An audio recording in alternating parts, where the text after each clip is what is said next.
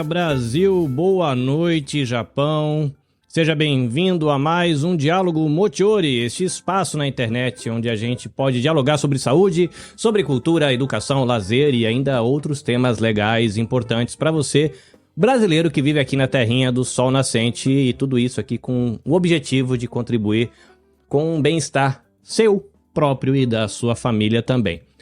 Bom, o Mochiori é uma iniciativa que começou em meados mais ou menos de outubro de 2020, já tem uma caminhada. Começou com uma parceria com o Projeto Tsuru, que caso você não conheça, é um projeto que oferece cuidados de saúde mental, também fonoaudiológico, também tem nutricionistas na equipe para a comunidade brasileira aqui no Japão.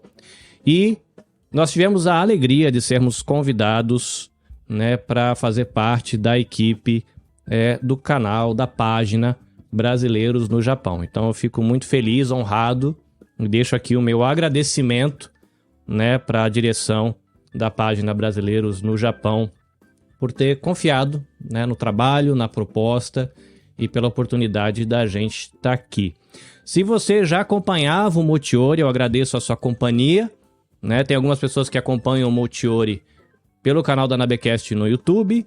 Tinha algumas pessoas que acompanhavam pela página Mochiori no Facebook, mas caso você esteja acompanhando pelo canal da Nabecast no YouTube, é bom você saber de que no Facebook agora o Mochiori é exclusivo da página Brasileiros no Japão. Então, se você quiser acompanhar, você não vai encontrar isso na página da Nabecast, nem na antiga página Mochiori, mas você assina a página Brasileiros no Japão, que sempre que a gente estiver ao vivo, você vai acompanhar.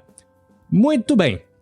Dito isso, eu quero aqui apresentar as nossas convidadas da noite que vão ajudar a gente a dialogar um golinho aqui sobre as aventuras da volta às aulas, que sempre é um momento de muita alegria, muita lágrima, muito lenço de papel, muito ticho, como a gente diz aqui no Japão, né? Mas também é um momento aí de angústia às vezes para algumas pessoas. Bom, caso você seja vidente e esteja acompanhando a gente ao vivo, e fica aqui o anúncio de que a gente vai distribuir esse material também em podcast, mas caso você seja vidente e esteja acompanhando ao vivo, você está vendo a nossa telinha, mas nós temos os nossos queridos ouvintes que são pessoas com deficiência visual. Então a gente está aqui numa tela retangular com um fundo azul e com motivos relacionados ao Japão. Nós temos aqui 3 quadros. Do lado direito estou eu. Sou um homem branco, magro, estou com a barba raspada, cabelo raspado também, tenho um microfone de estúdio na minha frente, fone de ouvido de estúdio. Aqui nos meus ouvidos eu uso um óculos retangular preto, eu tenho olhos verdes e não tenho carinha de japonês, para a sua decepção, ou não, tenho uma carinha aí de alguém que tem ascendência de algum país e de uma mistureba de que veio da Europa. Do meu lado esquerdo tem aqui a psicóloga Camila, que a gente vai ser apresentada já já, né? Mulher branca, de traços asiáticos, cabelos lisos passando do ombro. Ela está lá com uma prateleira de livros nas costas dela, óculos oval, está sorridente, com uma blusinha branca. Na parte inferior da tela tem aqui Patrícia Garcia também, posso dizer aí, mulher com traços asiáticos ou não, ela vai poder me corrigir. Cabelo liso mais ou menos na altura do ombro, uma parede branca ao fundo, olhinhos castanho, inclusive a Camila também. E a Patrícia, ela está aí vestindo uma camisa preta. Muito bem, eu acho que nós estamos devidamente apresentados. Eu vou pedir para as meninas se apresentarem primeiro, depois eu me apresento um pouquinho mais, para caso você que não conheça o meu trabalho possa se familiarizar um pouquinho. Então vamos dar as honras à Patrícia, que já é uma amiga aí de longa data, também faz atividades aí com o meu filhotinho no projeto Chocho. Patrícia, fique à vontade, fala um pouquinho de você, do que você faz, onde você vive, se apresente. Oi, Carlinhos, oi, pessoal. Como o Carlinhos falou, eu sou a Patrícia Garcia, do projeto Chocho, e eu não sou descendente, Carlinhos, eu engano bem, Fale, né? Nossa. Eu engano bem um pouquinho o olho puxado, mas eu não sou descendente japonesa, sou brasileira mesmo. E eu tô com o projeto Chocho desde 2018, acontecendo aqui no Japão, né? A gente trabalha com desenvolvimento socioemocional, eu sou educadora dessa área, e o projeto, ele tem o intuito de ajudar as crianças e jovens brasileiros que residem aqui no Japão a evoluir na questão de comunicação, de lidar com as suas emoções, de inteligência emocional, de autoestima também, melhorar a socialização, relacionamentos de forma geral, tanto na escola quanto na família, né? De lidar com os desafios de morar no Japão também, porque a gente tem essa questão cultural, da cultura brasileira, de ser brasileiro e morar aqui, né? E também uma das questões que a gente trabalha bem forte, tem tudo a ver com o assunto que a gente vai falar hoje, é a questão de lidar com bullying, né? Então a gente faz encontros presenciais em Hamamatsu de uma forma bem lúdica, bem divertida. O Nicolas está lá e está arrasando, né?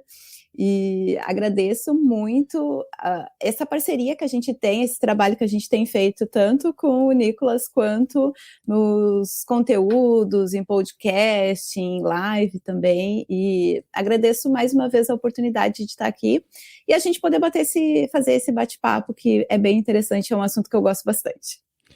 Maravilha. A Camila está chegando aqui ao nosso círculo de amizade. Agora ela vai ser uma companheira de cafezinhos para lives e podcasts. Né, o Projeto Tsuru já é um companheiro aí de longa data, mas a Camila é a primeira vez que eu tenho contato com ela. Eu já tive contato com outros membros, né, da equipe do Projeto Tsuru, então vou pedir para a Camila abrir o microfone dela e ficar à vontade para ela se apresentar, contar um pouquinho do que ela faz, que tem um trabalho muito legal e ela tem, né, as especializações, né, a área que ela se dedica dentro da psicologia. Camila, bem-vinda, fique à vontade. Bom, bom dia, boa noite, não sei de onde você está assistindo, meu nome é Camila Mayumi, né, sobrenome Ziyahana eu coloquei aí no finalzinho, que é algo que eu trago dos meus avós, que vieram de Okinawa para São Paulo, então também já morei aí no Japão, meados de 2005 até 2007, e eu digo até para os pacientes que eu atendo aí do projeto, aproveitem as oportunidades que vocês têm hoje no Japão para a comunidade brasileira. Porque a época que eu morei aí não tinha nada. Tinha mercadinho em Oizumi e só mais nada. E hoje eu percebo que enriqueceu muito as possibilidades, os caminhos. Até conversando com os pacientes que eu atendo, né, pelo projeto da comunidade brasileira, o quanto de coisas existem hoje, né? Até as próprias escolas, como uma alternativa para as crianças. Então, assim, tem sido muito enriquecedor poder trabalhar com o projeto. Comecei a trabalhar esse ano, já atendi aqui no Brasil, né? E comecei a trabalhar de uma forma para poder ajudar as pessoas a dar um novo sentido para a vida delas, né? Porque quando a gente se afasta da família, se afasta da nossa nação, ficam muitos conflitos aí, né? Junto com os desafios do dia a dia, da rotina, que é bem puxada, e tem sido muito prazeroso, muito enriquecedor, tenho aprendido muito com os pacientes, tenho sentido muita empolgação em poder trabalhar dessa forma, porque de uma forma ou de outra a gente acaba ajudando a comunidade de um modo geral, né? Ajudando a gente consegue atingir outras pessoas também. E é um prazer estar aqui, obrigado pelo convite, e espero que seja o primeiro de muitos, né? Será. Eu sempre falo que o pessoal, depois que fica amigo do Carlinhos, aí pode esperar zap com certa frequência pra gente inventar um motivo bom pra gente ter uma prosa. E sempre fica aquele sonho da gente conseguir tomar um café junto, né? Nem que seja online, né? Porque a questão da distância tá muito chata, né? E isso não é legal manter essa distância.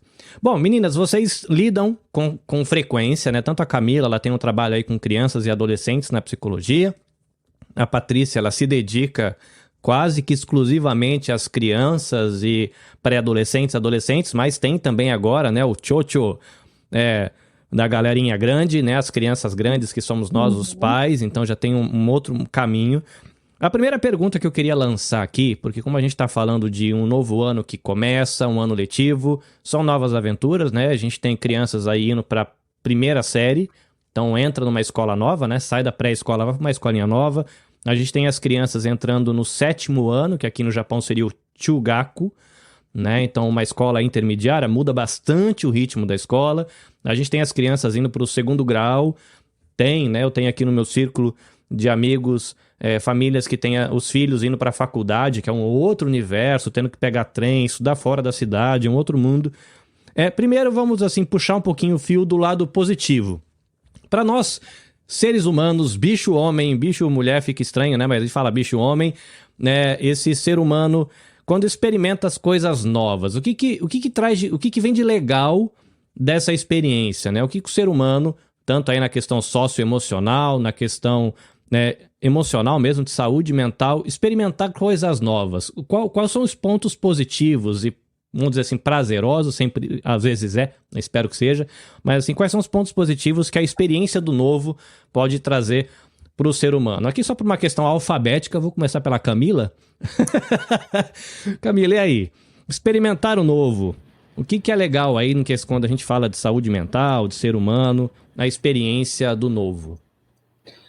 Bom, nesse caso aí é um desafio, né? Sempre o novo é um desafio, porque eu estou lidando com o desconhecido, com algo que, por mais que gere uma expectativa, né? Muitas vezes as pessoas fantasiam como será o processo, se espelham em outras pessoas que já vivenciaram, mas nada como ter a sua própria experiência, pela questão da subjetividade, de você ser um ser único. Então, é um processo de lidar consigo mesmo e de identificar, assim, né?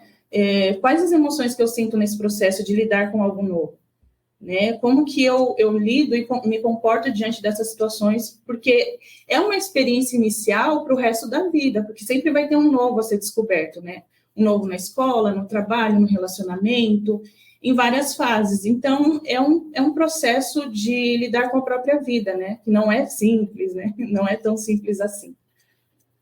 E aí, Patrícia, com o seu olhar socioemocional, né, que é um outro prisma para olhar o mesmo assunto, qual o seu palpite? Eu vejo que essa abertura para o novo, ela é muito interessante, né? Algumas pessoas têm um pouco mais de facilidade de lidar com esse momento e, assim, utiliza da animação, da curiosidade, quer provar, quer se aventurar, né? E tem outras pessoas, como a Camila falou, que aí consegue já, assim, já fica um pouco mais nervoso, não sabe o que fazer, como lidar com isso, vem muitas emoções que não conhece. Mas é extremamente interessante a gente pensar que desde o início da vida, né, escolar e também da vida social, a gente tem opções de novidades, a gente tem essa abertura ao novo, porque a vida vai proporcionar muitas possibilidades. E quando a gente está aberto a isso, são mais experiências, são mais sensações, são mais possibilidades que a gente tem, né? E eu gosto muito disso. Então, assim, o que eu vejo junto das crianças é uma coisa de eu quero saber como é que eu fico criando, né? Como a Camila falou, essa fantasia, mas ao mesmo tempo vem as emoções de medo, de insegurança, e aí é uma montanha-russa. Uma hora eu tô animada, outra hora eu já tô com medo e vamos lá. E se a gente pensar na vida adulta também é assim, né? Eu sempre ouço falar, né, e vocês que são da área podem falar com a propriedade sobre o assunto, eu falo mais de curioso, né, de ser pai de 2 meninos, né, um de 7 e outro que vai fazer 20 esse ano, então a gente acaba aprendendo algumas coisas pelo caminho, mas de que a gente é formado pelas experiências da vida, né, eu estou tendo a alegre oportunidade de fazer terapia. Tem sido um processo muito interessante de descobrir coisas sobre mim que eu não imaginava, né? 42 anos, carregando uma história, ainda meio curta, vamos dizer, né? 42 anos não é tanta coisa assim, mas como essas coisas marcam a gente e a gente não percebe, né? Você carrega essa marca vai moldando as suas reações futuras e a gente vai construindo. Como vocês duas citaram, né? Tem essa questão de que é muito legal, né, você participar dessas experiências novas, mas ao mesmo tempo elas podem ser amedrontadoras, elas podem ser desafiadoras, e eu dou um passinho a mais para dizer que em algumas circunstâncias elas podem ser desagradáveis, a experiência do novo pode ser desagradável, quando não, eu vou colocar aí um ponto mais crítico assim, chega a ser traumático, marcado um ponto que congela a pessoa para um movimento em prol de aprender uma profissão nova, uma língua nova, conhecer uma cidade nova, um restaurante novo, não sei. Tem pessoas que, por conta das experiências da vida, elas não conseguem mais esse movimento com medo de se machucarem. E nós pais, né, a gente tem crianças, pré-adolescentes, adolescentes, indo para a escola. Então, a gente, como pai, a gente vai experimentar uma escola nova, se está passando de ano, um professor novo, nova compra de material, às vezes tem que, enfim, é um desafio. E eu queria pedir ajuda de vocês para a gente tentar dividir isso por pedacinhos, né? Mesmo porque não dá para dividir por inteiros, né? Se dividir tem que ser por pedacinho, mas a gente dividir esse assunto em bloquinhos de idade. Por exemplo, né, aqui no Japão a gente tem o shogaku, né, que seria de 6 a 12 anos mais ou menos. Depois a gente tem o chugaku, de 13 a talvez uns 15. O koko, que seria o segundo grau, dos 16 aos 18 quase. E a garotada vai para a faculdade depois disso. Mas também a questão de como cada faixa de idade dessa experimenta esses desafios. Eu sei que cada um tem a sua personalidade, tem o seu jeitão, tem o seu contexto, né, a sua formação, mas eu acho que de uma maneira geral dá pra gente traçar um panorama. Me parece que sim. Vocês podem dizer, não, você está completamente enganado. Se eu tiver, pode corrigir. Puxão de orelha sem problema nenhum, tô aqui para aprender. Porque eu acho que isso pode ajudar a gente que é pai a acender algumas luzinhas de alerta, né? Quando eu tô lidando com meu filho no shogaku, eu acho que tal e tal aspecto eu deveria ter um pouquinho mais de tato. Quando meu filho for para a faculdade, são outras preocupações. Então eu vou pedir, vocês fiquem à vontade para se alternarem na resposta, e não é uma entrevista, é um bate-papo, então bem tranquilo. Mas aí, começando da criançada, vocês irem pontuando algumas coisas assim por etapa, né? Primeiro aí o shogaku, depois o chugaku, a gente vai para koko e daigaku, né? Em cada fase da vida, assim, o que está acontecendo ali, o que é comum as crianças experimentarem, quais são os desafios internos da criança, porque a impressão que eu tenho é que nós pais temos muito a tendência de, é criança, cabecinha de esponja, é tudo frescura, eles reclamam muito, mas no fim vai, então deixa aí. E nem sempre é assim, né? Infelizmente, às vezes a experiência da criança é ruim e nós pais a gente não percebe na dica de nada, né? Então a intenção aqui é acender as luzinhas para nós papais. Então, como a gente começou, né, primeiro com a Patrícia, primeiro com a Camila, eu vou pedir a gentileza da Patrícia começar a resposta, e a Camila, assim que se sentir à vontade, achar que pode pontuar, fique à vontade. Antes de responder, só quero deixar uns abraços aqui. Joyce Nakamura está celebrando aqui que ela está podendo assistir, falando que é fã do projeto da galera, agradecendo a participação aí da Camila. Obrigado, Joyce. O Neymar Silva, psicólogo, está agradecendo a gente pela sensibilidade em descrever, fazer a audiodescrição, porque ele é um psicólogo que tem deficiência visual e ele está agradecendo o nosso cuidado aqui com a audiodescrição. Neymar, conto com você para ensinar a gente a fazer esse trem direito, tá? Estamos aqui como comunicadores ainda aprendendo sobre isso. Temos aqui o Marcelo Ailton Fidelcino. Bom dia para você. Marcelo deve estar no Brasil. Desculpa, vamos lá. Patrícia, fica à vontade. Então, vamos começar pelo shogaku, né? Pelo ensino fundamental 1, quando a criança ela sai da pré-escola e vai para o Roikuen. E aqui eu vejo uma questão de um período de muita adaptação, muita expectativa, né? E a expectativa de todo mundo. Da criança, muito forte dos pais, principalmente aqui no Japão, porque tem aquela coisa de, muitas vezes eu não domino o idioma, como vai ser, as histórias, né, assim, o perfil que já existe da escola japonesa, então os professores, a rigidez, a dificuldade com o idioma. E isso é uma coisa que os pais têm, e consequentemente na conversa do dia a dia com a criança, ou até entre os pais, a criança acaba absorvendo isso também, né? Tem uma coisa assim do ambiente, essa emoção que está no ambiente, que vai gerando uma ansiedade na criança, a expectativa de como vai ser. Então eu vejo que, por exemplo, amanhã, teve algumas escolas que começaram hoje, né, que teve a cerimônia de início hoje, mas a maioria das escolas inicia amanhã de fato. Então hoje é um dia de muita expectativa, de muita emoção, e amanhã é dia de dor de barriga para todo mundo, né? E depois, assim, tem esse dia emblemático, que ao mesmo tempo é de expectativa e também para relaxar, para celebrar, né? Mas depois, quando as aulas começam mesmo, a gente tem um espaço, sim, que a criança ela vai precisar se adaptar, né? E aí os pais precisam ter um pouco de sensibilidade e acolher esse momento, que não é na primeira semana que a criança vai conseguir estar tranquila, tem algumas que choram, e tá tudo bem. Eu acho que assim ainda tem essa coisa de a criança no início se sentir um pouco abandonada, como que vai ser, né, esse processo. Então, uma coisa que eu sempre falo para os pais é: acolham os filhos, conversem sobre o que eles estão passando, o que eles estão sentindo, né? E uma outra sugestão é: façam perguntas mais direcionadas, porque às vezes a criança chega em casa e o pai e a mãe perguntam assim: como foi o seu dia de aula? E é muito amplo, tanta coisa aconteceu, né? Ela nem lembra mais o que aconteceu, ou só vai lembrar daquela emoção que foi mais forte, que chamou um pouco mais de atenção, que gerou o choro, o medo, né? E aí, quando ela reporta para os pais, parece que o dia foi terrível.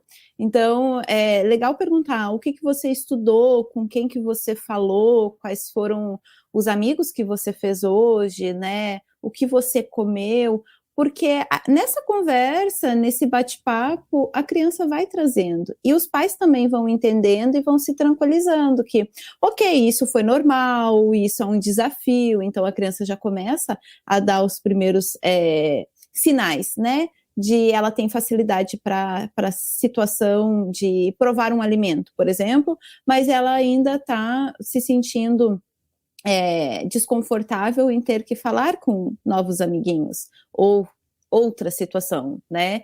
Então, eu sempre penso assim, em acolher esse momento, esse início, principalmente quando é o primeiro ano do Shogaku, que é novo para todo mundo, e tá tudo bem, né? O importante é, assim, a família se unir e pensar: a gente está junto e vamos passar por esse processo junto. Ao longo do ano, eu vejo que aí já tem uma questão de, muitas vezes vem a cobrança, né, de ok, você tem que começar a dar resultado no conteúdo e falar japonês e conseguir fazer amizades, mas e o quanto essa criança já está adaptada, né? Porque, como tu falaste, Carlinhos, cada um tem um tempo, cada um é um serzinho. Tem criança que se adapta na primeira semana, tem criança que leva mais tempo, né? E vamos sentir, vamos ajudar, vamos fazer esse momento de acolhimento, porque a pressão, por si, o início da vida escolar, muitas vezes já vem com muita pressão, com muito medo, né? Então, se o pai e a mãe pressionam mais ainda e se apegam ao fato de, por exemplo, o conteúdo acadêmico, né, o kanji, a matemática, a nota em si, isso faz com que a criança vá se retraindo cada vez mais, né? Eu lembro que quando eu tive meu primeiro contato com a igreja foi ótimo, né, com escola japonesa, meu filho entrou no meio da 4ª série, e para mim era muito difícil, né? E talvez quem está acompanhando a gente também esteja na mesma situação que eu vivi na época, que era realmente de não saber o idioma. E aquelas coisas básicas, como: olha, você tem que comprar uma régua e um estojo. Aí você vai lá no Jasco, né, que é o nosso shopping center aqui no Japão, e compra a régua e o estojo. Aí a professora olha para sua cara e fala: mas para que vocês trouxeram isso? Eu falei: mas eu trouxe uma régua e um estojo. Não, mas não era disso que a gente tá falando. A gente tá falando de régua e estojo. Eu falei: não tô entendendo a senhora, professora. Eu trouxe uma régua e um estojo. Eu falei: não, mas isso é uma régua e estojo, mas não é a régua e o estojo.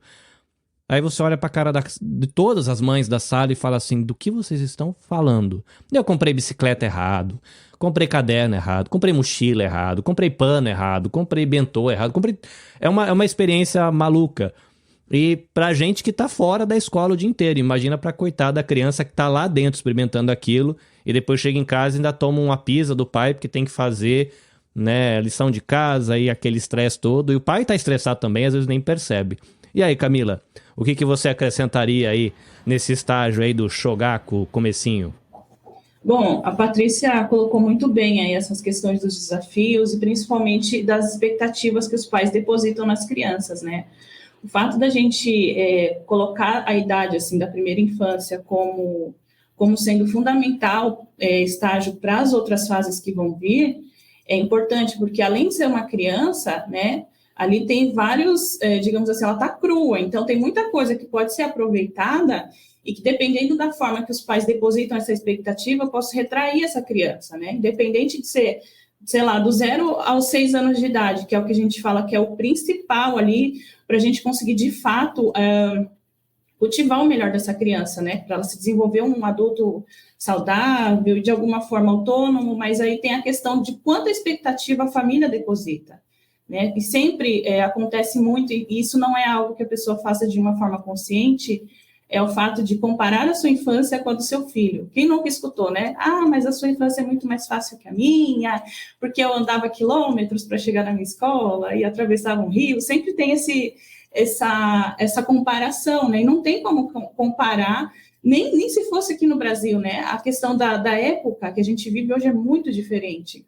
Então, são outras experiências. E aproveitar esse momento até para aprender com seu filho, né? Aprender com as crianças. E muitas vezes a gente não se possibilita fazer isso. Porque, como adulto, a gente acha que tem a total consciência de tudo, que sabe o que é melhor, o que eu posso fazer, sempre com o intuito de proteger, obviamente. Mas, no caso, isso pode acabar deixando essa criança muito retraída, até para viver os processos de experiência que está sendo possibilitado para ela, né? Então, tem que tomar muito cuidado com isso. Inclusive, com a questão que você trouxe, a questão da régua, de não saber comprar, né? Foi um aprendizado para você também, como pai, que você pode passar para outras pessoas que vão vivenciar essa situação, né? E talvez se você não tivesse se permitido descobrir isso, hoje você não teria essa experiência para compartilhar com as outras pessoas. Então, assim, são pequenos exemplos, mas tem desafios enormes também, né? A questão de lidar com outros valores que são acrescentados na escola japonesa, de disciplina, cooperação, obediência, são muitas regras diferentes, então é até uma forma de conhecer o país, né, que a gente está, né? Porque às vezes na fábrica a gente vê de um jeito, com os amigos, no restaurante a gente vê de outro jeito, mas a escola mostra muito o que a sociedade deposita nessas crianças para o futuro, e aí você consegue compreender melhor, possibilitando, assim, uma nova aprendizagem, um novo olhar sobre esse país que você está, qual que é a expectativa deles em relação ao futuro das crianças. Então, é mesmo aproveitar isso como uma oportunidade de aprendizado, sem aquela cobrança, né, excessiva em cima de uma criança, que é apenas uma criança. E, Carlinhos, se tu me permite eu fazer um complemento com a Camila, e até mesmo com o que tu falaste, né? Da questão de se é difícil na fábrica, por exemplo, para um adulto, que eu sempre comento com os pais, né?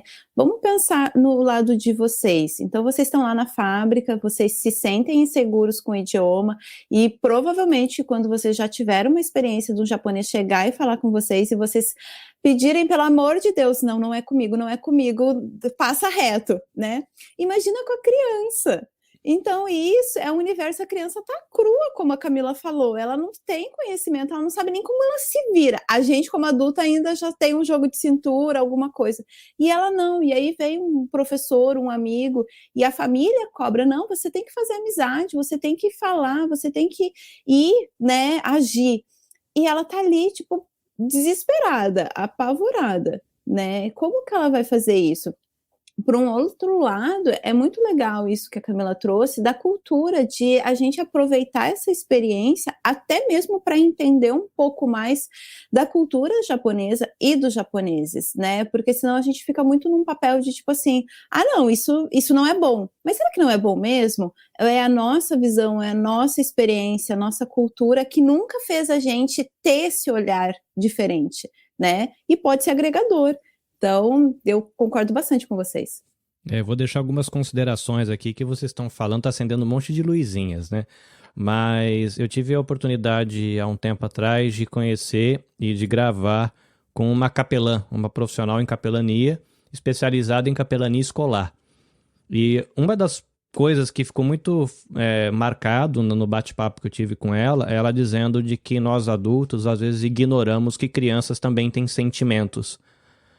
Por algum motivo, a gente enfia na cabeça de que a gente só sente sentimento depois que a gente tem conta e boleto para pagar. Né? E ela falava assim, olha, é um trabalho para você mostrar para o pai que criança tem sentimento. Né? Quando você está aí vivendo uma crise conjugal, você sofre. Mas a criança, quando o amiguinho pega a borracha dele e esconde, dentro do universo dele, naquele momento, o sofrimento dói tanto quanto o teu filho doente, porque assim, faz parte daquele universozinho dele. E às vezes a gente, pai, fala, cara, eu tenho boleto para pagar, tenho que tratar aqui da saúde do meu casamento, tenho que pensar quando é que a gente vai embora do Japão, para quem quer ir embora, ou como é que eu vou fazer para me virar, para viver aqui para sempre. Eu tô lá preocupado com a sua borracha que sumiu, para de frescura e faz lição com a borracha que tem na gaveta do pai. E ela falou, a gente tem que ter um pouquinho de sensibilidade de descer o degrau e se colocar no lugar da criança naquele universo onde ela tá. Porque ali naquele universo, aquela borracha que sumiu, aquele caderno que o amigo rasgou uma página, você, né, a gente, brasileiros, nós somos biologicamente diferentes de um japonês, uma piada feita por conta da cor da pele, do tamanho do nariz, da textura do cabelo, da altura, da proporção física, enfim, né, isso fere, inclusive, as crianças, né, e eu acho legal quando vocês falam nessa questão de tentar perceber, dialogar, né? A Patrícia mesmo trouxe, olha o seu universo e depois você tenta espelhar isso no universo dela, né? Esquece do teu boleto, esquece do teu financiamento e pensa no universo dela, né? A borracha, a caneta e a régua é o universo da criança naquele momento. Eles não têm boleto para pagar, não tem financiamento, não tem casamento. Isso é interessante. Uma outra coisa que vocês trouxeram também à baila aí é a questão da cultura.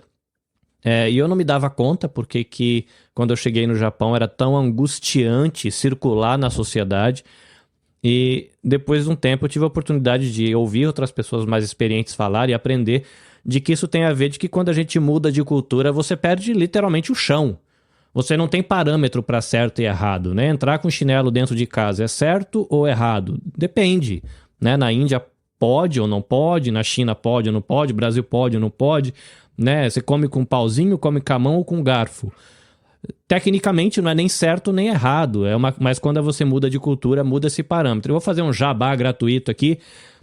Eu estou agora acompanhando um curso pela plataforma Momonoki, e tem a professora Ana Posetti, ela está dando um curso chamado Japão Antigo e Moderno.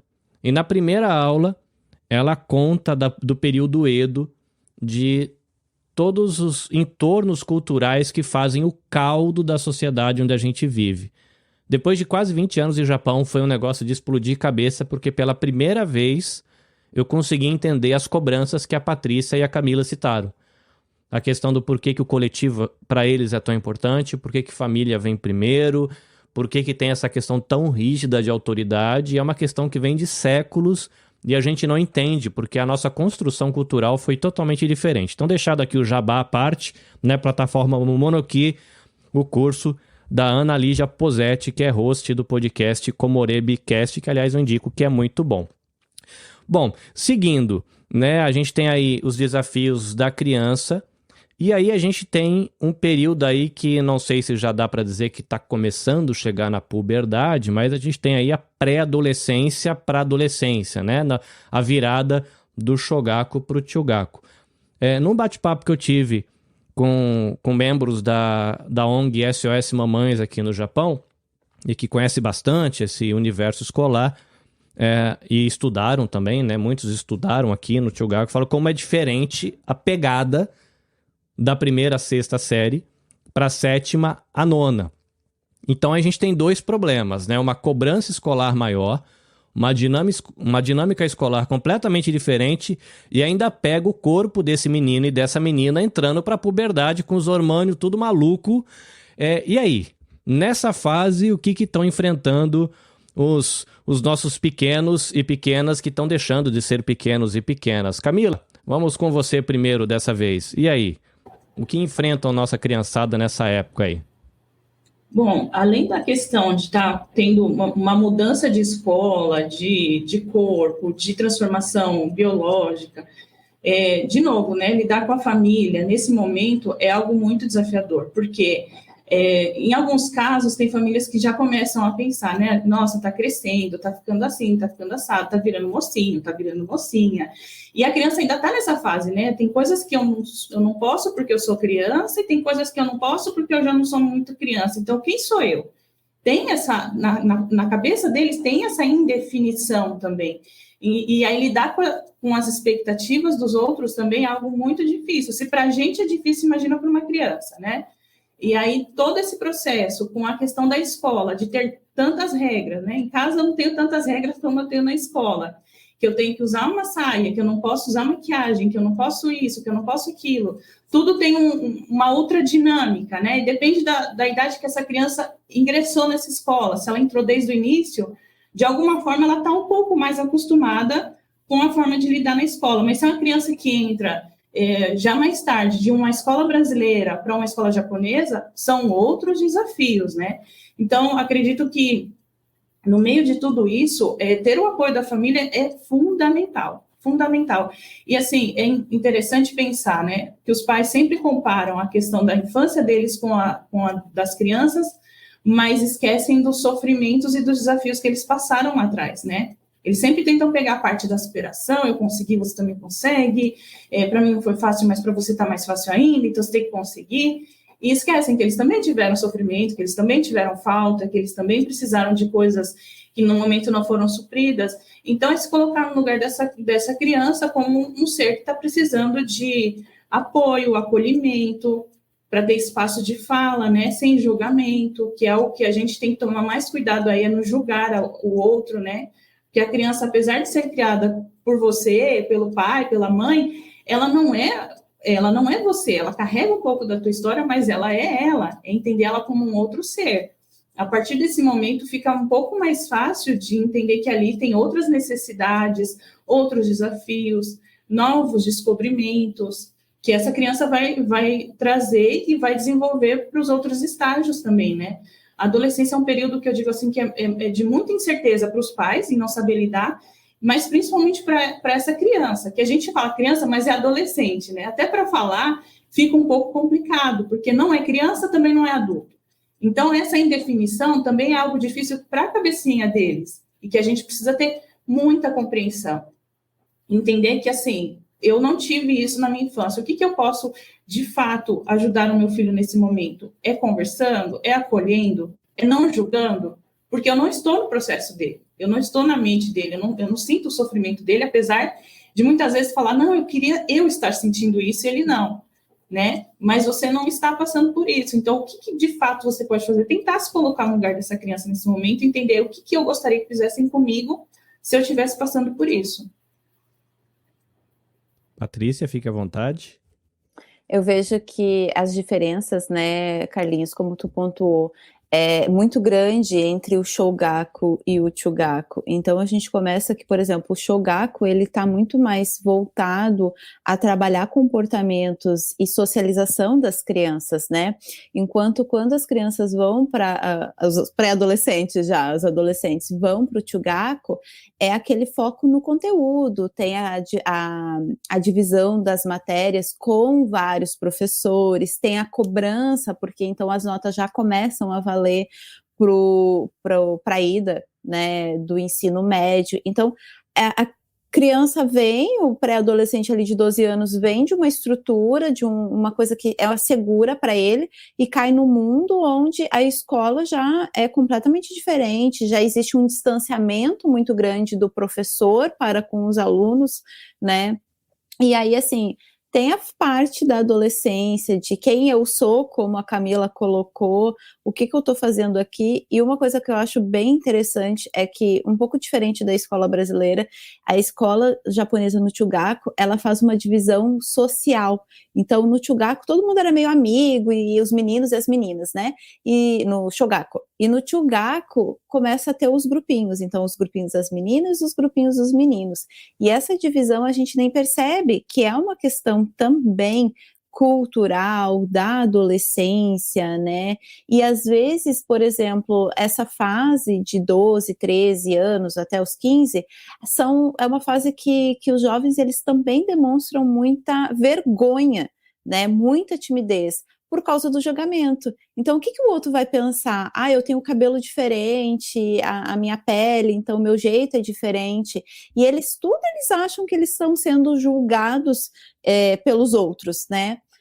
A própria padronização existente aqui no Japão, física, E aí a gente pensa que todo mundo é igualzinho ou muito parecido, acaba chamando mais atenção. Então, o adolescente ali que está nessa fase de transição, que está nessa fase de se conhecer e descobrir quem é, ele encontra desafios sociais muito grandes, porque ele precisa se encaixar ou no grupinho das meninas, né? E aí talvez as meninas não gostem de mim. Os meninos têm que achar um grupinho para eles se encaixar, eles não conseguem mais ter essa amizade tão forte entre meninos e meninas. Eu preciso achar um grupinho que goste do meu estilo, da minha questão física, da minha aparência, e eu também tenho que lidar com toda a vergonha e esse julgamento que acontece, né? E no Tchugaku eles têm muitos eventos assim de apresentação, de rapioka e tal. Então olha tudo isso. A gente no Chocho escuta muitos pais falando: nossa, meu filho é muito tímido, minha filha morre de medo de fazer apresentação, não consegue. Mas o quão difícil é passar por todas essas diferenças.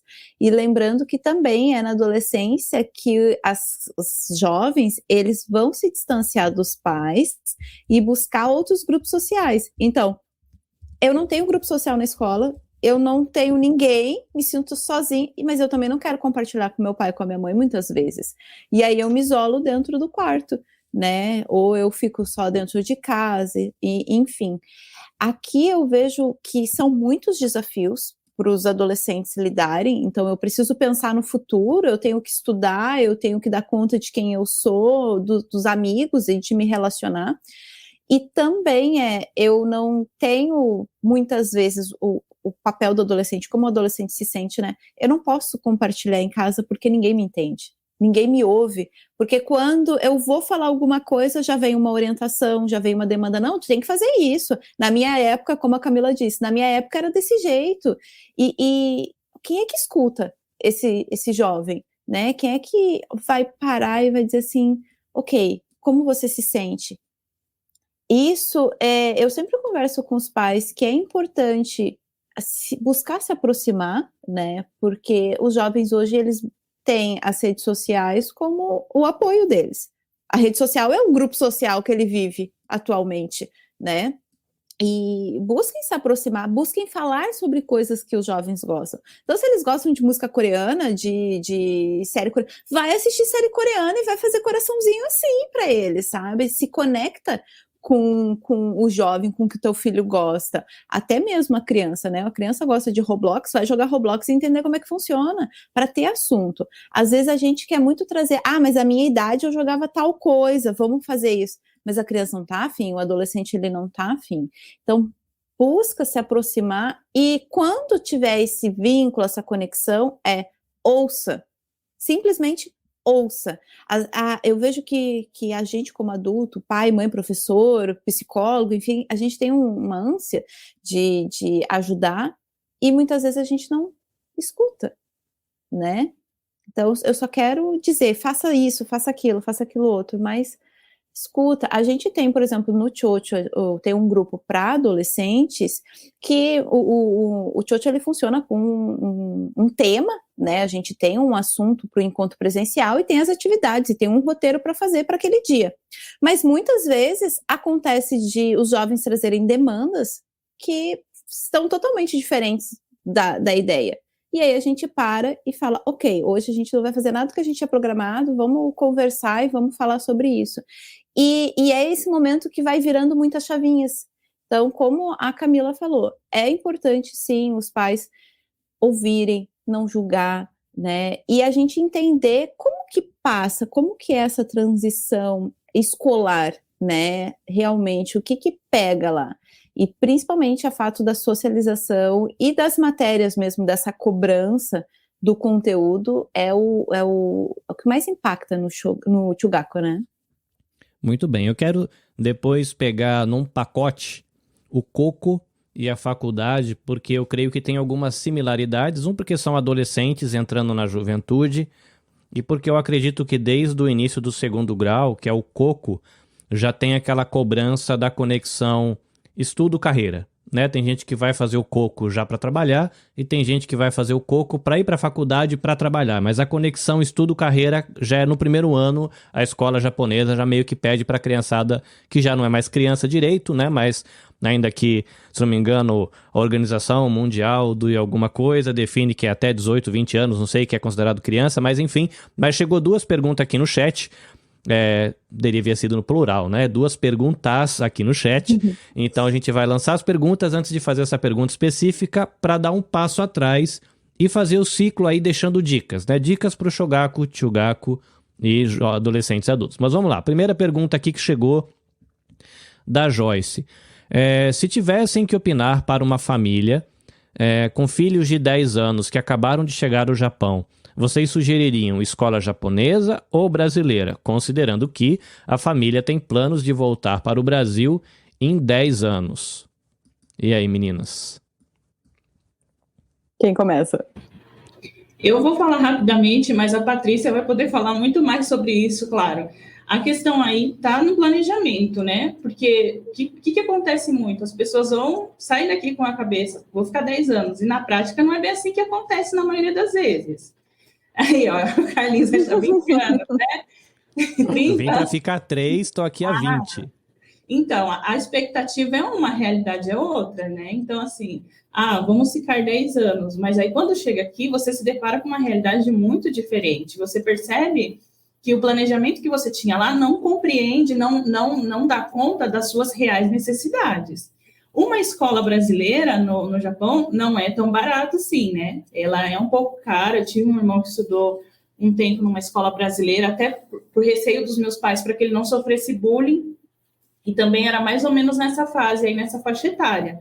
Mas aí vai muito do acordo que os dois vão poder fazer nesse sentido, o orçamento da família, como vai ficar em questão de aluguel, o que vai ser prioridade, o que não vai ser. Então, é uma resposta muito particular, assim, né? Não tem como dar é melhor isso ou melhor aquilo, até porque colocar numa escola japonesa e saber que tem os desafios, mas a família está ali para dar um suporte, ok, mas também tem o desafio também na escola brasileira, não é porque está na escola brasileira que está tudo bem. Essa criança vai ter que pegar trem, vai andar sozinha, vai ficar um bom tempo fora de casa, né? A comunicação também é um pouco diferente, que o pai não vai poder ficar com o telefone toda hora olhando para ver o que está acontecendo.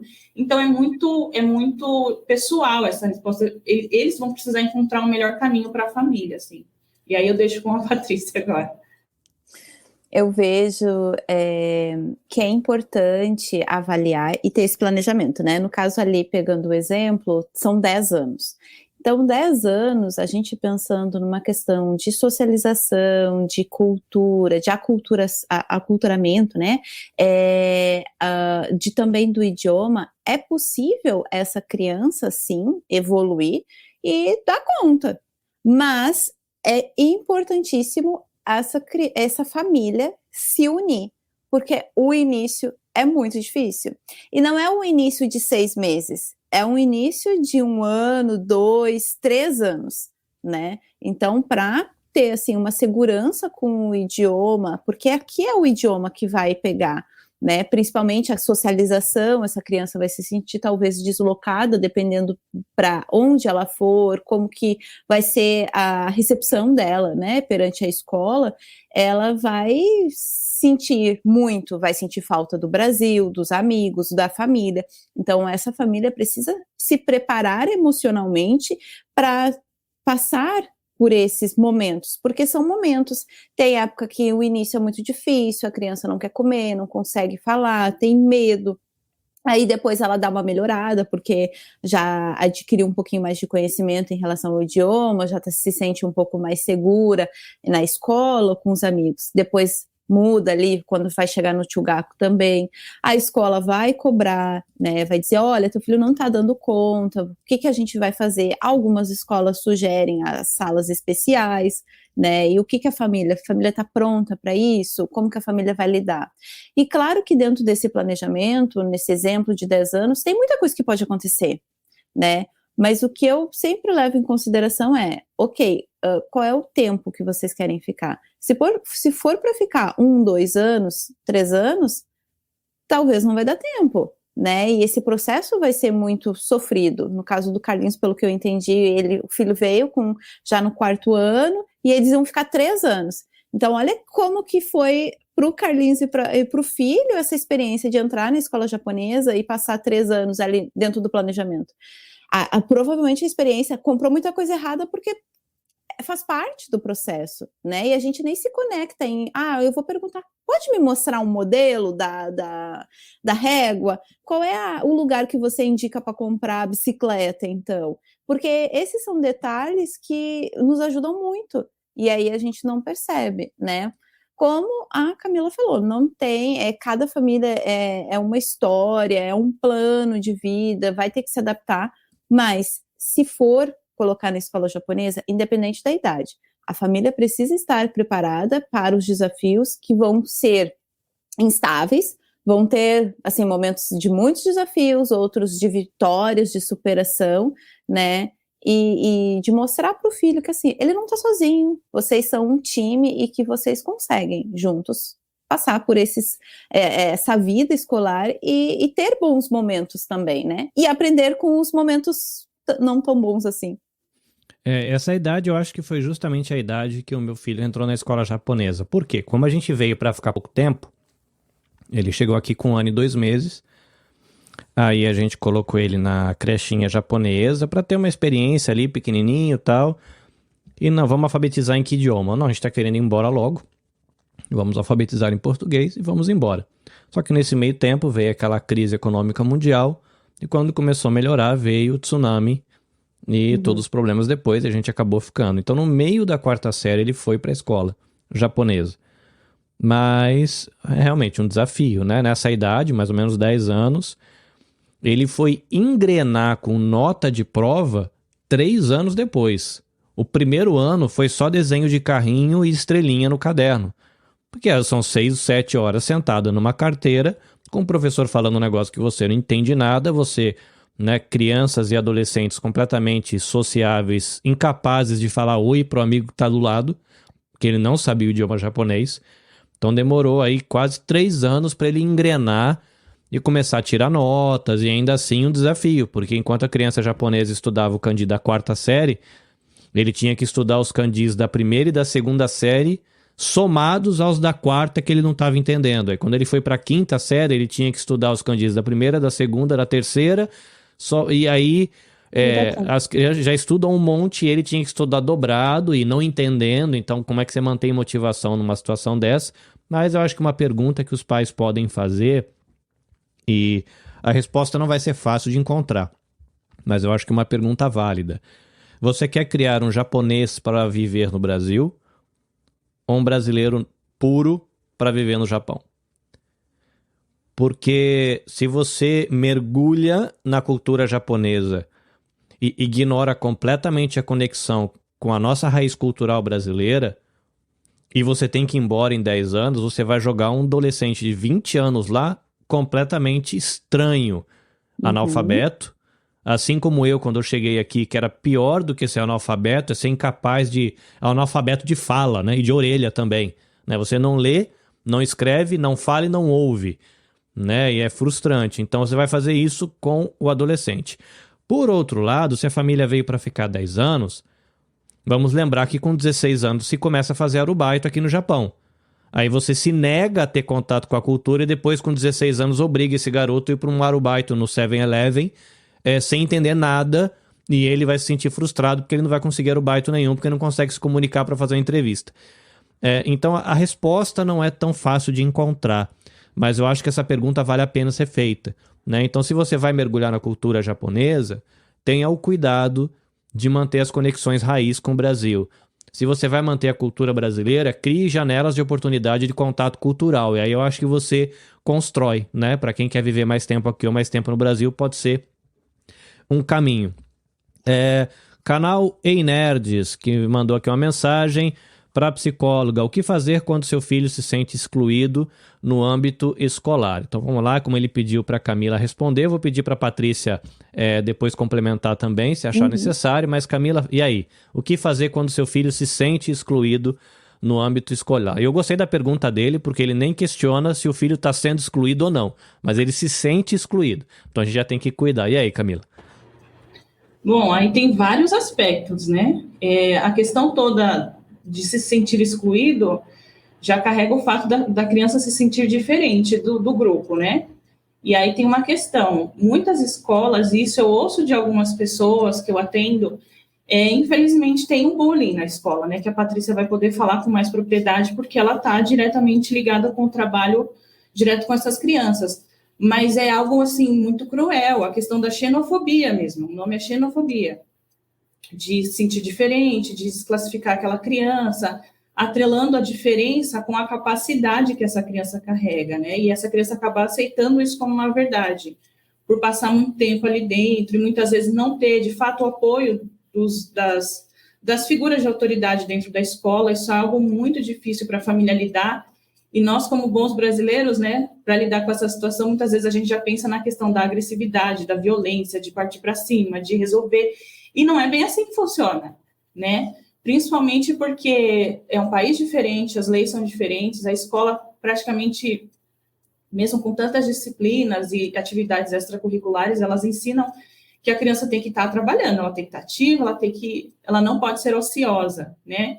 Então, a questão de se sentir excluída, ela vai para muito além da questão de como ela é classificada no grupo, é como essa criança se percebe ali dentro, né? Então, ter um bom diálogo, às vezes, é importante, e também fazer algum tipo de mudança, né? Se seu filho não está se sentindo confortável ali, por que eu vou manter ele ali naquele local? Ele é obrigado a fazer aquilo? Eu estou ensinando ele que ele tem que engolir o sentimento dele e ficar naquele local? Né? De novo, é ouvir a criança como um ser humano, pequeno, mas é um ser humano, carrega sentimento, frustração, trauma.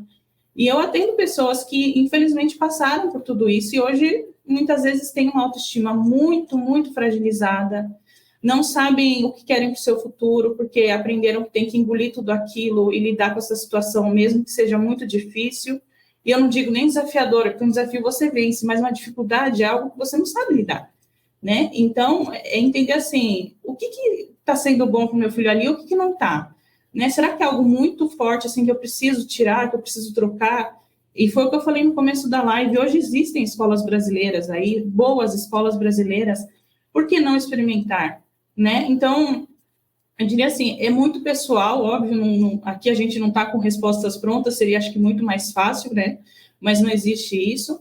É você sentir seu filho, os pais conhecem os filhos que têm.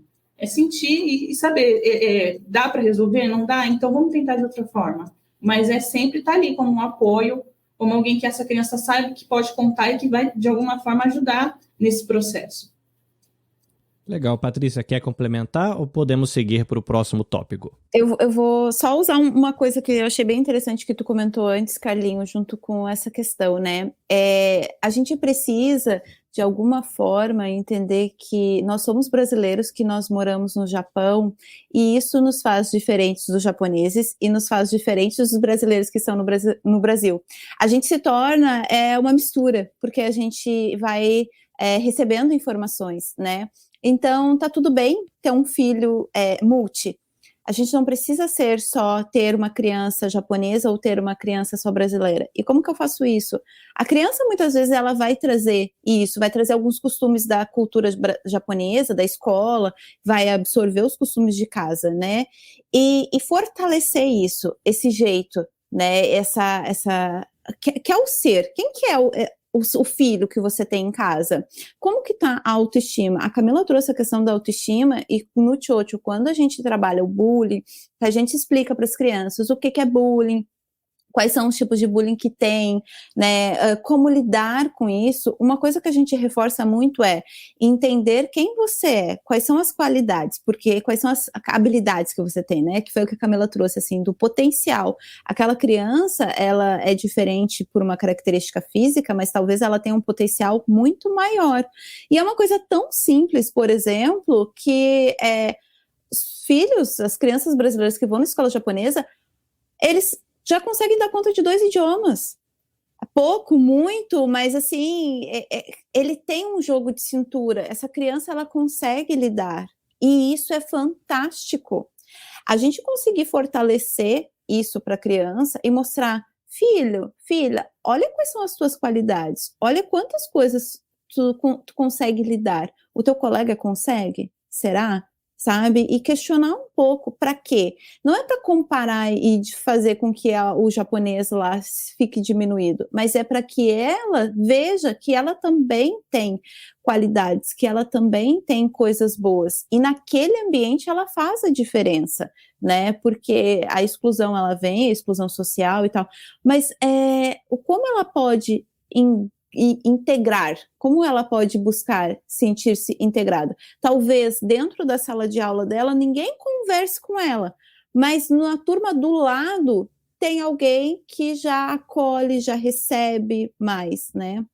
Uma das coisas que eu falo geralmente para as crianças que participam do Chocho é, ok, não dá para trocar como a Camila sugeriu, né? Não tem, porque às vezes assim, os pais compraram uma casa, então só tem aquela escola para ir, não dá para se mudar, ou vai gerar uma situação que no momento não dá. O que a gente pode fazer? Vamos buscar um outro recurso? Ok, tu não tem nenhum coleguinha, nenhum amiguinho na sala de aula, tenta no outro. Na outra sala, né, vai e pergunta, e eu brinco com as crianças, às vezes, sabe quando tu tá no recreio, lá no pátio, e vê alguém sozinho, vai lá e conversa com aquela criança, porque se ela tá sozinha, ela também deve estar se sentindo um pouco deixada de lado, né, então é uma porta, porque é muito mais difícil eu chegar num grupo, que tá todo mundo feliz brincando, e tá fechadinho ali na panelinha, do que eu chegar em alguém que tá sozinho, então eu posso tentar ir por esse caminho, e talvez seja uma forma de ajudar. Claro que se é possível trocar de escola, se é possível mudar para a escola brasileira, e a família vê isso, também é uma alternativa. Só que muitas vezes o que eu percebo é que a família fica um pouco ansiosa, né, e acha assim que, eu tenho que resolver tudo correndo. E é um processo. Então, assim, vai conversando, trabalha a autoestima, conversa na escola, porque eu já tive situações de que a criança se sentia excluída e o pai e a mãe foram na escola e conversaram, olha, dá para pedir para os coleguinhas, né, chamar um pouco mais para brincar e tal, e super funcionou, todo mundo acolheu aquela criança, porque eles também são crianças e talvez eles nem estejam percebendo que eles estão excluindo o outro, né, e essa exclusão, ela acontece assim, tipo, sem noção, porque, ok, ele não fala a minha língua, então a gente não consegue se comunicar, eu vou deixar ele ali de cantinho. Ou eu até chamei ele para brincar, mas eu também vou deixar ele quieto, porque ele não quis vir brincar com a gente, né? É se colocar um pouco no lugar, usar empatia e tentar. Porque, de alguma forma, é possível achar caminhos, né? Muito bem, eu estava procurando aqui agora no nosso amigo oráculo, o Google, um canal aqui para indicar para as famílias, em especial para as mães, mas especial para as mães porque o trabalho dela é voltado para diálogo com mulheres, mas eu, como homem, eu aproveito muito do canal. Chama Confissões de uma Mulher Multicultural. Ela é psicóloga brasileira e mora na África. E ela é especialista em filhos de terceira cultura. O que é terceira cultura? Eu sou brasileiro, vivo no Japão, o meu filho não é brasileiro, e nem japonês. Ele é de uma terceira cultura que carrega parte da identidade brasileira e parte da identidade japonesa. Logo, ele não se sente parte do aquário dos brasileiros nem parte do aquário dos japoneses. E o trabalho dessa psicóloga é cuidando de famílias e pais e crianças dessa característica, filhos de terceira cultura. É a especialização dela. Isso é muito interessante porque ela acompanha famílias que, sei lá, filhos de embaixadores, filhos de sacerdotes, filhos de empresários, gente que tem contato, fala, o que eu faço? Né? Porque dependendo da pessoa, se é um diplomata, em 10 anos ele viveu em 4, 5 países, a criança estudou em escola em 3 idiomas. Enfim, é um canal muito interessante. Confissões de uma Mãe Multicultural. Ela sempre posta umas dicas muito interessantes, chama Valesca Petrelli, a psicóloga. Acho que vale muito a pena. Meninas, pra gente manter aqui num período de tempo interessante, o papo tá muito bom, eu tô gostando pra caramba, mas eu vou sugerir que a gente divida, e a questão de adolescências, estudo e carreira, a gente estique isso para uma segunda prosa. E como a gente está trabalhando aqui com crianças e pré-adolescentes, mas muitos desses princípios eu acredito que a gente consegue, num primeiro momento, transportar de maneira muito tranquila para quem está estudando aí no segundo grau ou faculdade, que tem a ver com diálogo, compreensão, tentar se colocar no lugar dos outros, enfim. Eu vou deixar essa janelinha de diálogo aberta aqui, uma porta aberta para a gente voltar aqui para conversar sobre adolescentes, estudo e carreira, que eu sei que é uma outra tensão, é um outro momento, mas eu acho que vale a pena a gente valorizar os princípios que a gente está trazendo aqui. Então eu vou pedir para a gente dar um passo atrás. Antes disso, eu só vou dar um oi para o pessoal aqui. A Joyce está participando bastante. O Ei Nerd, ele agradeceu pela contribuição. Maria Helena apareceu por aqui. Beijo, sogra. Que coisa linda, né?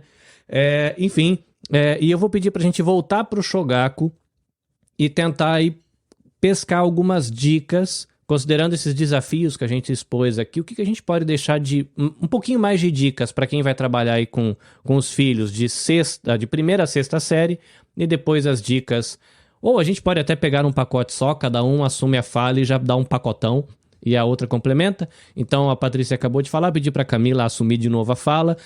Que dicas você dá aí, Camila? Pensando nesses 2 estágios, se você quiser dividir ou dar um pacotão de dicas que se aplique a todo mundo.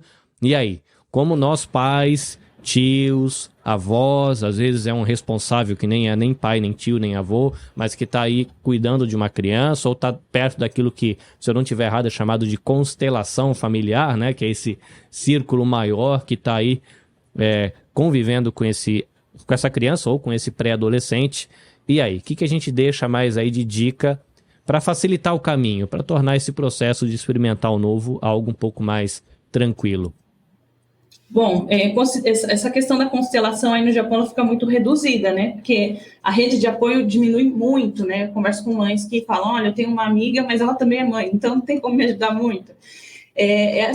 O que é a sua prioridade hoje? Né? É trabalhar para ter um futuro para o seu filho, para a sua família, mas se essa criança não estiver saudável, que futuro vai ser esse? Né? Então, quais são suas prioridades? Não tem como dar conta de tudo. Sua prioridade é que seu filho se desenvolva de forma saudável? O que você pode fazer por ele hoje? É brincar com ele? Brinque, né? Mas eu estou muito cansado, mas que seja 1 hora, que seja meia hora, é importante ter esse processo, porque muitas vezes na infância, como existe muito a questão da fantasia, é brincando que a criança vai contando como foi a rotina, coisas que ela não vai conseguir verbalizar com a mesma facilidade que a gente carrega de sentimento, porque a gente de alguma forma tem um vocabulário mais rico e a criança ainda está desenvolvendo isso ainda de uma forma muito diferente da nossa, entendendo 2 vocabulários aí como sendo importantes para ela, brincando, desenhando com essa criança, atento sempre ao que ela diz no meio da brincadeira, atento ao que ela faz nos desenhos, pedindo para ela contar uma história de como foi o dia através do desenho, porque você vai conseguir perceber muito mais o que seu filho fez do que perguntando, como foi seu dia hoje? Né? Então, assim, estando mais atento, estando disponível, sem julgamento, entendendo que a criança é um novo universo que você está tendo contato, e aproveitando esses momentos, né, para descobrir, de fato, o que está acontecendo com o seu filho, porque não é tão fácil, assim, para a criança falar como ela se sente, né, principalmente quando ela é muito pequena. Ela colocar assim, eu sinto raiva, eu sinto felicidade, não é algo simples para a criança. A criança é muito literal, então, se eu falar para ela, vai ver se eu estou na esquina, ela vai lá ver se eu estou na esquina. A linguagem é diferente. Então, estar atento a tudo isso, entender que é um outro universo que você precisa estar aberto para ele. Legal, eu vou só fazer uma observação aqui, que você falou da linguagem ser diferente, deles serem muito literais. Projetos como o Projeto Chocho acaba criando uma constelação familiar extra, né? Eu já participei uma vez e tinha a questão do abraço coletivo, é esquisito, nós adultos não gostamos desse negócio de abraço, homem, né? Fica um olhando pra cara do outro, se sente meio estranho, a gente não tá muito acostumado, mas se constrói aí um ambiente de confiança, né, de segurança, onde você pode se expressar, inclusive, num abraço, num sorriso, e com o tempo acho que o diálogo acontece. Eu faço parte de uma comunidade de fé na cidade de Toyohashi, e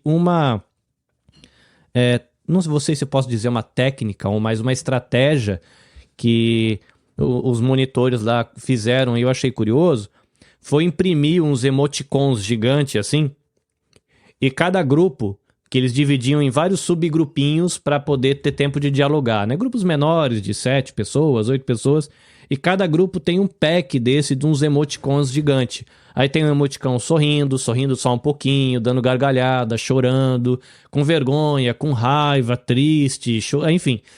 E aí cada criança tinha a oportunidade de pegar esse pacote de emoticon e ela tinha que escolher um emoticon que estava representando ela naquele dia, naquele momento.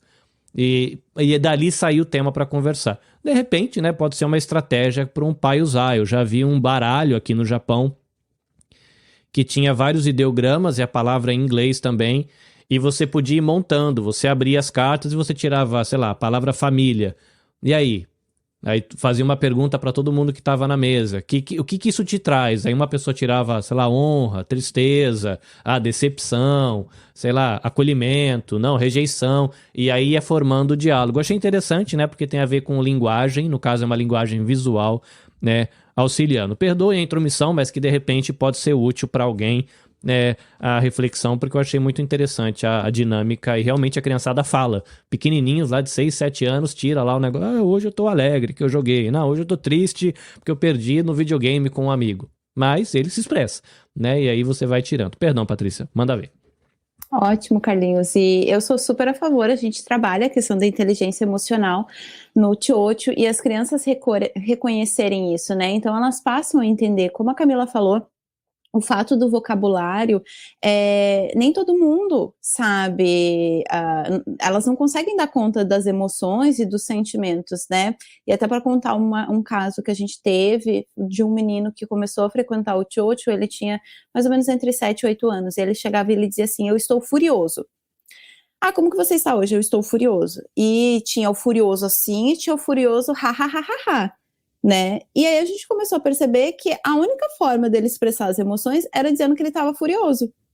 Então, a gente foi trabalhando isso e foi mostrando, olha, existe essa emoção, existe medo, existe alegria, nojo, a raiva, tristeza, né? E explicando como que a emoção se dá no corpo, a situação e tudo mais.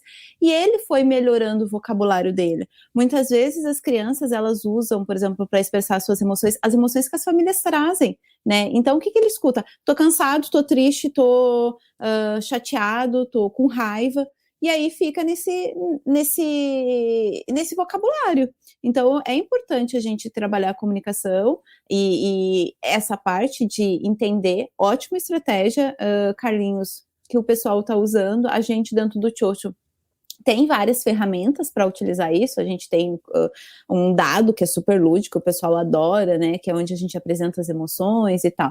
Então, para crianças que têm essa situação de não conseguir dizer, ou os pais mesmo que querem já aproveitar para oferecer isso para os filhos, porque facilita muito a comunicação quando os pais entendem o que a criança está sentindo, eu sugiro, né, vem visitar a gente, agenda um horário para conhecer o Chocho, entre outras situações.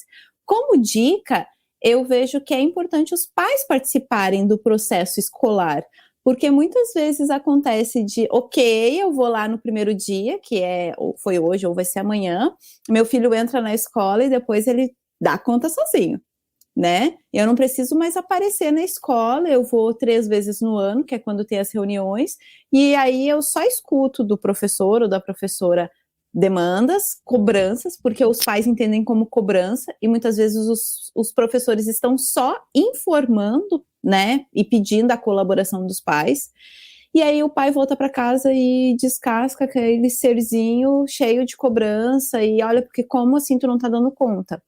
Então, empatia. Se pensa para si, é difícil para mim eu ir no mercado, eu lidar com os desafios que eu tenho no meu trabalho, vai ser muito mais difícil para a criança, porque a criança ela está em construção, né? Participa, se permite. Eu acho que a gente no início da live a gente falou sobre abertura ao novo, né? Para os pais também, participar da vida escolar no Japão é se abrir para o novo, vai ter o medo do idioma, vai ter o medo de que, como o Carlinhos falou, o que essas mães estão me olhando que eu não sei comprar uma régua, né? Tá todo mundo aqui me julgando por isso. Mas assim vocês vão poder construir uma experiência de dentro da escola, né? Eu acho que quando a família vai para dentro da escola, ela consegue entender o lado do filho também.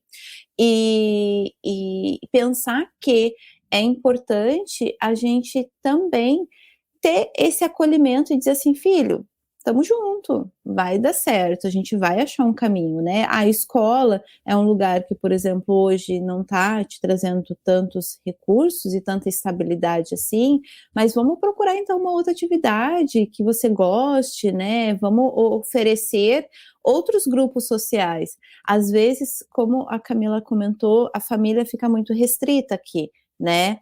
E essa família, que é constituída de pai, mãe e um filho, ou um irmão, uma irmã, fica só entre eles.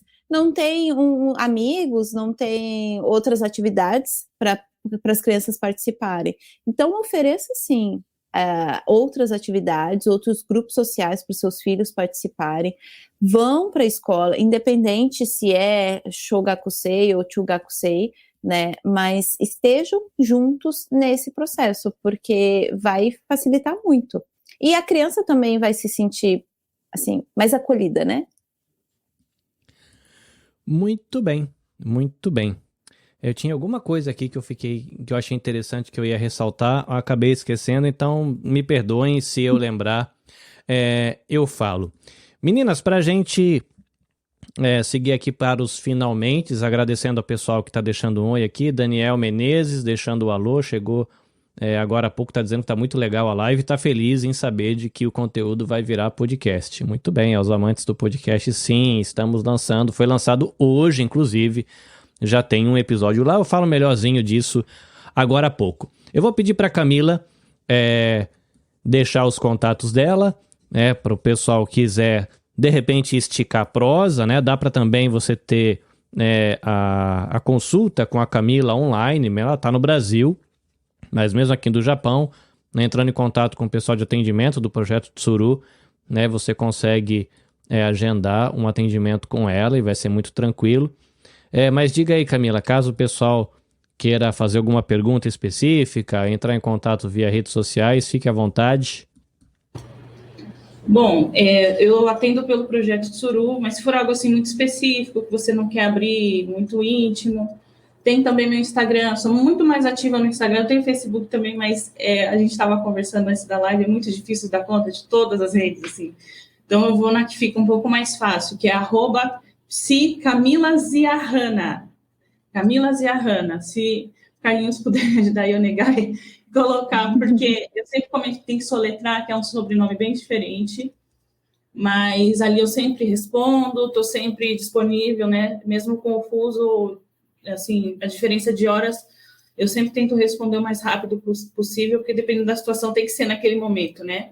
Então, sempre estou disponível para responder, para tirar dúvidas, para atendimento também, acabo pegando os horários da manhã e da noite.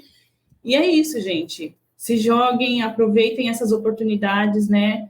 É muito rico ter esse conhecimento dos serviços que estão disponíveis para a comunidade brasileira hoje em dia. E não tiveram antigamente, né? E hoje a gente tem essa riqueza de serviços, de possibilidades, né, de socorros que a gente pode pedir. Então, aproveitem. Muito bem. Patrícia, Projeto Chocho, fique à vontade de deixar aí os seus contatinhos. Então, a gente tem a página no Facebook e no Instagram, que é @Projeto Chocho, né, e tem os encontros também presenciais em Hamamatsu. Quem não consegue estar aqui na região, a gente também está atendendo online e tem a mentoria para os pais. Então, assim, a gente trabalha o lado das crianças, mas a gente também está ajudando os pais a lidarem com os desafios aqui na vida do Japão.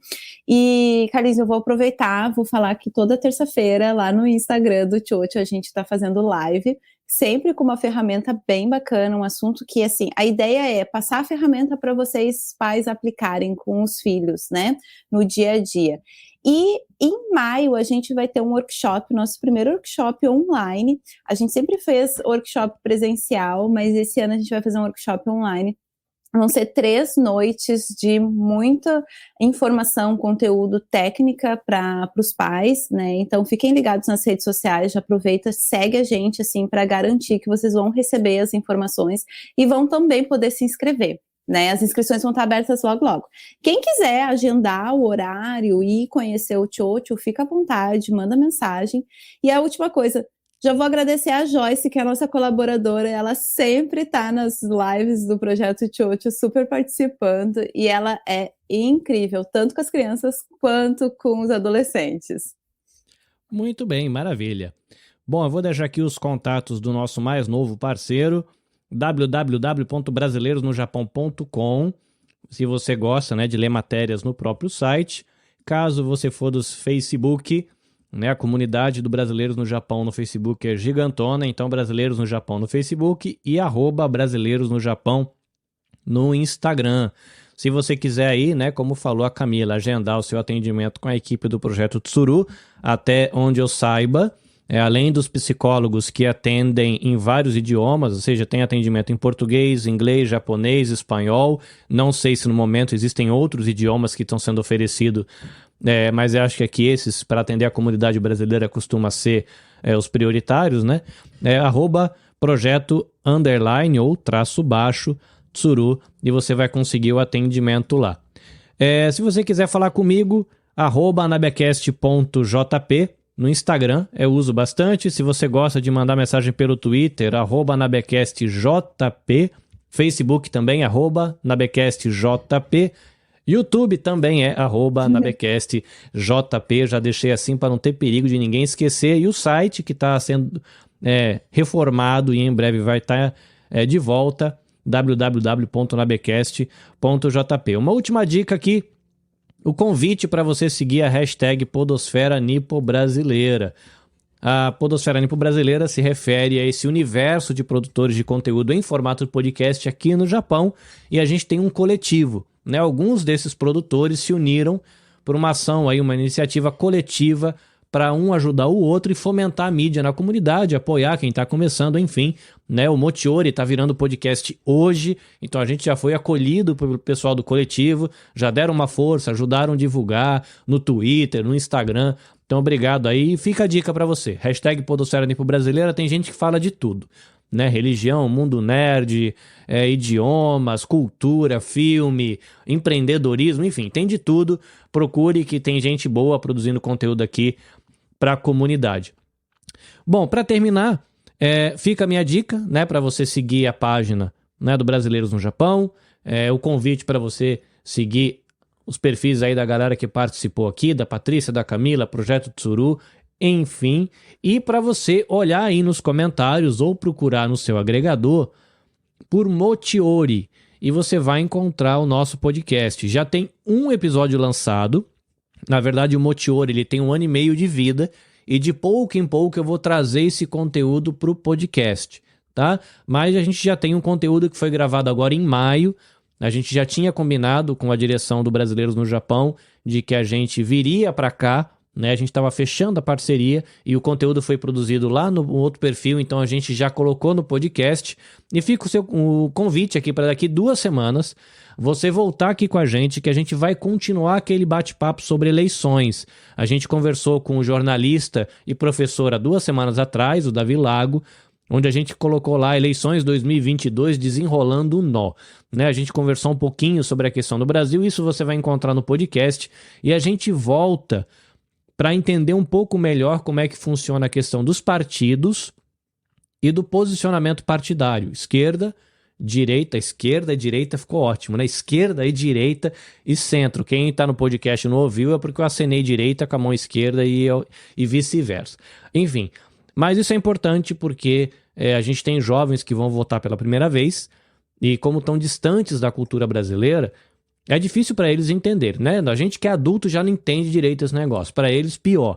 Então eu estou trazendo professores, a gente vai receber o professor Edu Molina, ele é professor de história e um pesquisador de histórias em quadrinho. Então ele tem uma facilidade, um tato muito legal para falar com a juventude, ama o Batman, faz as lives dele cheio de bonequinhos, eu sei que eles ficam com uma raiva quando a gente fala bonequinho, mas cheio de bonequinho na prateleira, e vai ser muito legal. Então eu convido você a participar, porque ainda que você seja um adulto, a maneira como vai ser exposto o conteúdo vai ser de fácil assimilação, e assim você vai poder escolher o candidato que está melhor alinhado com a maneira que você enxerga o mundo e o Brasil, mas pelo menos vai decidir de caso pensado, né? Não vai ser aquele negócio empurrado onde você decidiu porque sabe Deus por quê, né? Acordou, tomou café gelado e eu vou votar no da direita ou no da esquerda, mas você vai poder aí viver as suas convicções, mas pelo menos sendo bem pautado.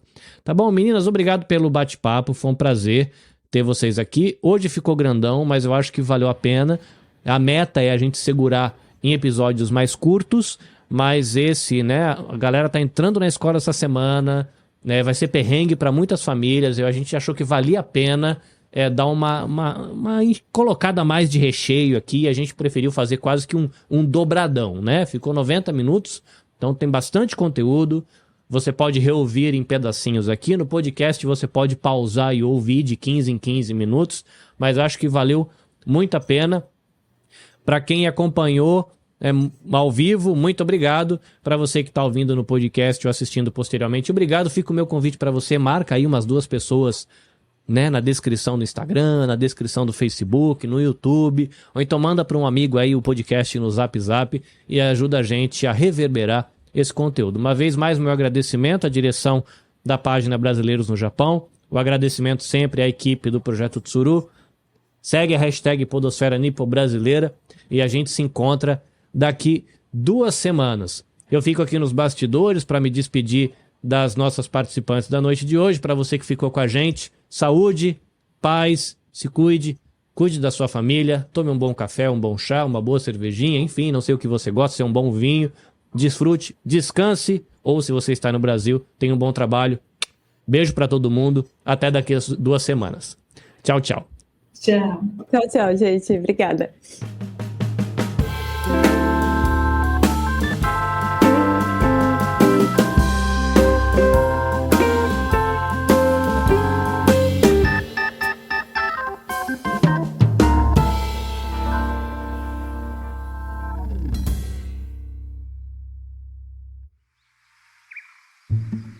Este episódio foi editado pela NabeCast.